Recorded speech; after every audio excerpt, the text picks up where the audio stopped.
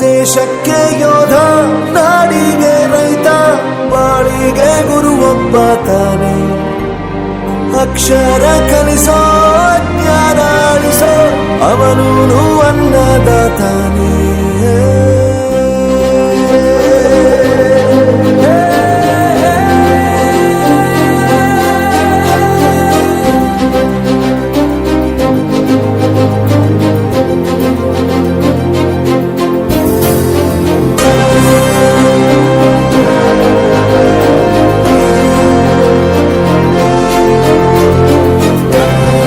ಪ್ರತಿಯೊಂದು ಮಾತು ಕಲಿತ ಜಾಗ, ಪ್ರತಿ ಹೆಜ್ಜೆ ಗುರುತು ಅರಿತ ಜಾಗ, ಕನಸುಗಳ ಜೊತೆಗೆ ನಡೆದ ಜಾಗ, ಸ್ನೇಹಿತರ ಪ್ರೀತಿ ಪಡೆದ ಜಾಗ.